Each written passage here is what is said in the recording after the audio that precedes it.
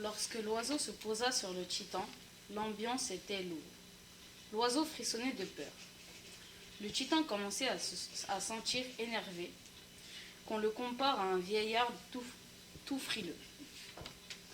Cet oiseau est spécial. Il est plus rare que les titans. Mais cela ne suffit pas à battre ni effrayer ce monstre de la nature.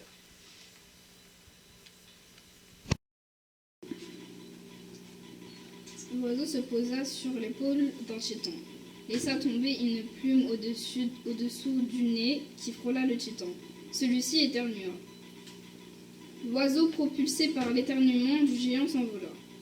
Il se cogna sur le mur, s'affara. Celui-ci, étourdi, arriva au-dessus de la muraille géante. Il se posa quelques secondes. Une jeune fille se baladait en chantonnant en tenant des fripes dans sa main. L'étourdi, en regardant l'aliment que tenait la chantonneuse, pensait que c'était de la nourriture. La famille lui en piqua une.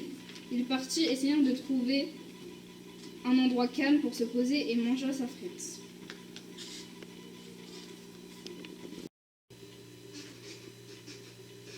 L'escouade syriana était posée sur un toit de la ville pendant que le titan s'éloignait.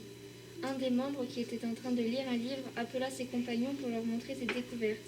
Des schémas extraordinaires de titans s'y trouvaient. Depuis les découvertes faites quelque temps auparavant dans la cave du fameux Ehrenjäger, les informations sur les titans étaient plus nombreuses et répandues. Malgré la valeur du contenu de cette cave, beaucoup de mystères étaient encore présents autour des titans.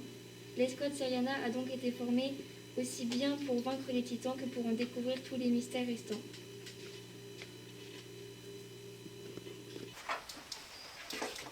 L'oiseau alla dans les bas-fonds de la capitale car sa plume s'était envolée dedans. Il y rentra et vit que la plume était dans un livre, dans un pommier géant qui passait à travers le plafond. Il y rentra pour la reprendre.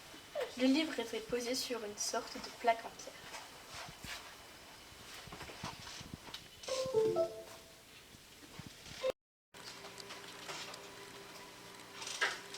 Le souffle du vent agitait les feuilles abîmées, en emportant avec lui un oiseau. L'oiseau se posa sur la tombe, et ses plumes blanches tombèrent. Les rayons du soleil illuminaient la tombe, et un autre oiseau sombre surgit. Il dégageait un air impressionnant et audacieux. Ses plumes brûlées le rendaient inquiétant et mystérieux.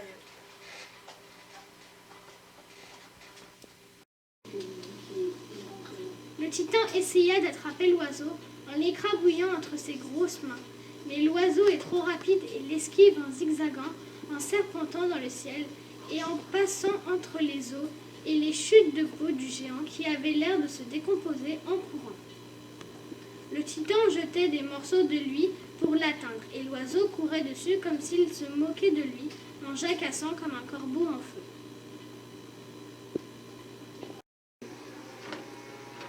Une lumière jaillit d'un coup et un éclat aveugla le titan. L'oiseau avait disparu et à la place on voyait une femme avec des ailes blanches comme un ange.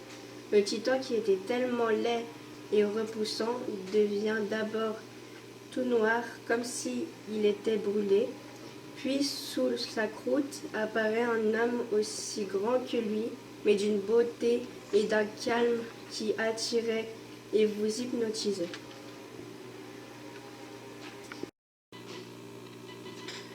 L'Angimire, croyant que le titan céleste se prosternait, quelque chose sortit de sa nuque, quelque chose de bizarre, et en un coup de foudre, il se transforma en une chose tellement grande, sans chair, mais seulement avec des os.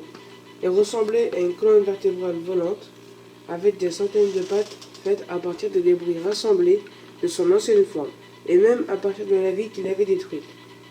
Et alors que tout espoir était perdu, et que le parasite avait presque fini de pousser du bas, Ymir ouvrit la main et l'oiseau se posa.